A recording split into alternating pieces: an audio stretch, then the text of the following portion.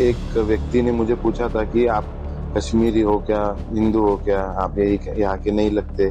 दूसरे दिन जब वहाँ पे हल्ला हुआ और उसके एक दो दिन बाद जब उसके स्केचेस रिलीज हुए तो मैंने मेरे पिताजी को बताया कि इन्होंने जो एजेंसीज ने जो स्केचेस रिलीज किए उसमें से एक इंसान जो है उसने मुझसे वहाँ पे बात की थी। में अगर वहाँ पे सिक्योरिटी रहती थी तो ये घटना होती नहीं थी।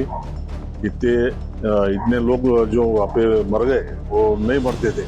जिस दिन मैं ऊपर मतलब 21 तारीख को अब मैं घोड़ा लेके ऊपर गया था और मैगी के स्टॉल पे जब मैं रुका था तो मुझे कुछ लोगों ने, वहाँ पे 3-4 लोग आए थे, 5-6 लोग, उसमें से एक व्यक्ति ने मुझे पूछा था कि आप कश्मीरी हो क्या, हिंदू हो क्या, आप यही यहाँ के नहीं लगते।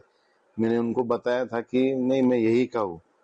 और उसके बाद उनमें ऐसे मतलब वो बात चल रही थी कि आज यहाँ पे भीड़ बहुत कम है, ऐसा वो बोलकर वहां से निकल गए। और वहां पे नेटवर्क नहीं था तो मैंने वो मैगी वाले का नंबर लिया था और वो नीचे आके मैंने उनको पेमेंट किया।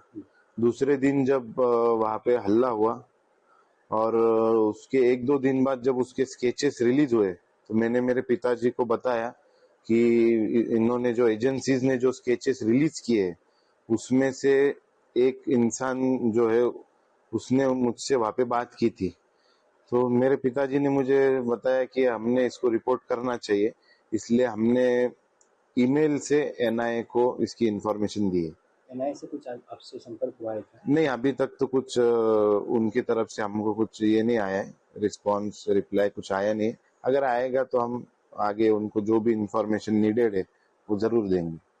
जालना से आप अभी अपने कितने लोग गए थे यहाँ से? जालना से मेरे फैमिली से तो मैं, मेरे मम्मी और पापा गए थे। बाकी तो पूरे देश भर से, दुनिया भर से वहां पे लोग आते, इतनी खूबसूरत जगह है वो। तो हम यहाँ से इतने ही लोग थे मेरे फैमिली में से। और ये जो घटना अभी आपको मालूम हुई तो वो टाइम में अभी आपको क्या लगा? हम बहुत डरे हुए थे। हम और पूरे विविध अलग अलग स्टेट से जितने भी लोग थे हमारे होटल में, हम कोई रूम से बाहर तक नहीं निकला क्योंकि इतने हैवी सिक्योरिटी में ऐसी वहां पे घटना होना मतलब ये हमारे लिए बहुत शॉकिंग था। दादा मुझे क्या बताएंगे, जिस दिन आप श्रीनगर पहुंचे उस दिन पहलगाम में आतंकी हमला हुआ था, उसके पहले दिन आप पहलगाम में थे, आपने वहाँ पे क्या परिस्थिति देखी और क्या नजर आया आपको?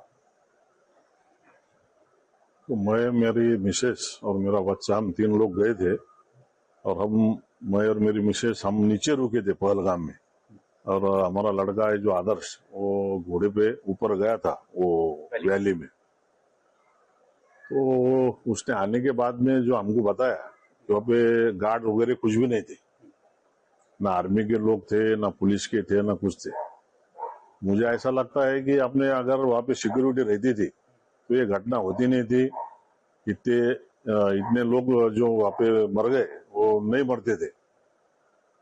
तो मेरी सरकार से गुजारिश है कि उन्होंने ध्यान रख के सुरक्षा व्यवस्था और कड़क करना चाहिए। वहाँ पे जहाँ जहाँ टूरिस्ट लोग जाते हैं वहाँ पे सुरक्षा व्यवस्था देनी चाहिए। ये घटना होने के बाद आपके लड़के ने उस आतंकवादी को पहचाना था, तो आपने आपका कर्तव्य समझकर एनआईए को जो आपने बताया है, क्या सोचते हैं आप कि उसके ऊपर क्या अमल है? अभी वो जो दूसरे तीसरे दिन जो स्केच आए थे उनके टेररिस्ट के, तो मेरे बच्चे ने वो देख के मुझे बताया कि पापा इसमें का एक था जो उसने मेरे से वहां पे बात किया था। तो मैं बोला बेटा अपना भी कर्तव्य है कुछ, अपन उनको मालूमात देना चाहिए जो अपने को जो मालूम है वो।